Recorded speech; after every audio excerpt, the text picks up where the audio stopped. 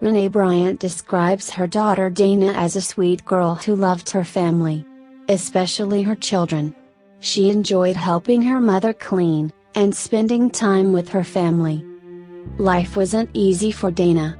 Complications at birth caused her to struggle with a learning disability, which she would often be made fun of by the other children at school. Renee says Dana would come home often in tears, frustrated with her learning disability. Her mother tried her best to make Dana feel better, explaining to her that everyone learns differently. Dana wanted people to like her and would do anything to be accepted, which would lead to more problems for her later in life. People saw this about Dana, and tended to take advantage of her. She'd give the shirt off her back to you. She tried to find good in all people. A lot of people didn't accept her because she was kind of slow. And people took advantage of Dana a lot, and she just got in the wrong crowd. Dana dropped out of high school at 17 when she became pregnant with twin girls, who she would name Casey and Lacey. She became pregnant again at 24 and gave birth to a baby boy who she named Devin. Dana loved her children, but struggled with a drug addiction. Renee took in her children as her daughter tried desperately to get clean, and return home to her family. Dana remained in contact with her family and often wrote home apologizing for her mistakes. Dana, wanting to fit in so badly with anyone who accepted her, tended to hang out with the wrong crowd who influenced her to make bad choices. Right before she was murdered, she had traveled to Dodge City to spend time with friends. She would end up getting picked up on a warrant and spend a few days in Sedgwick County Jail. When Dana was released, she called her mother saying that she wanted to come home. Renee sent her money, but Dana would never make it back to Ellenwood. A few days later, her younger sister Misty traveled to Wichita to look for Dana. She went to the house that Dana was last seen at several times, and checked out local bars. As day turned to night, and her search for Dana came up empty-handed, Misty returned home. Several days later, a woman's body was found in a dirt lot by the railroad tracks. Misty called home to her mother and said, "Mom, don't get scared, but the description they said on the television sounds like Dana, except for her hair." Dana had jet black hair, and in the description they described her having reddish hair. About 30 minutes later there was a knock at Renee's door and her heart sank. Her biggest fear became a reality. The woman's body found turned out to be Dana.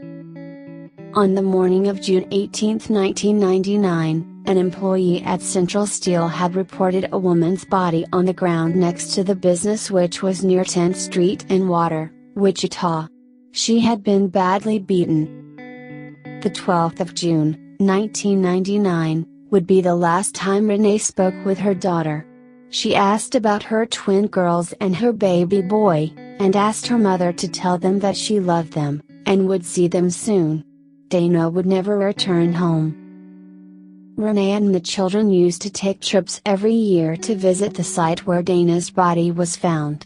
They hung flyers in hopes that someone would come forward, and justice would be found for Dana. The last few years, Renee hasn't been able to make that trip, but still hopes that her daughter's killer will eventually be brought to justice. She tries to keep her case alive by posting to social media, and sharing details about Dana's case. Dana's mother did a few interviews, and maintained contact with the detective on the case at that time. So much so, that Renee felt like she was annoying them. She remained vigilant about wanting to find her daughter's murderer, not just for her, but for Dana's 3 children. Over the years, she's contacted television shows such as America's Most Wanted, Unsolved Mysteries and The Sally Jessy Raphael Show, only to receive no response. It's now been almost 22 years, and Dana's case still remains cold. Her children are now grown up, with children of their own. Renee hopes that after all these years, someone who was previously scared to come forward, either out of fear of retaliation or fear of police, will have a change of heart. She feels like Dana's case was swept under the rug due to the fact of her having a history of drug use and trouble with the law. She wants people to see Dana for who she really was, a daughter, a sister, a mother, and she would have now been a grandmother.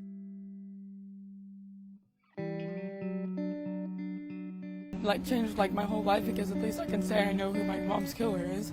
It's hard because, you just don't have nobody there for you, basically. It just gets rougher and rougher every day because you don't even know who done it,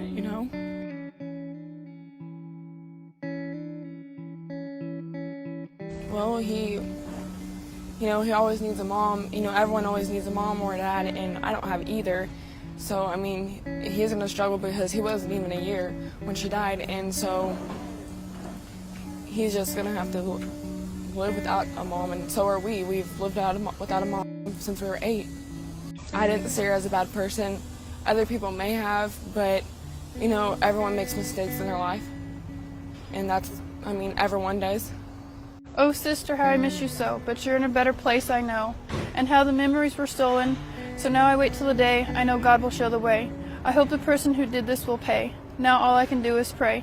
I miss you and I love you, and I know you love me too, but you're in a better place, I know. Oh, but how I miss you so. Yeah, she was a good person.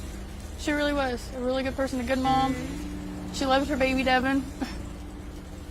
Mainly I feel for my mom because it hurts her a lot, It hurts me to see my mom hurt. And it would just bring a lot of closure to our family to let us know why, We just want to know why, and everybody has their bad views on stuff, but she was a good person. She was a good mother, a good sister, a good daughter, She was a loving person. She was. I just want everybody to know she was a loving person.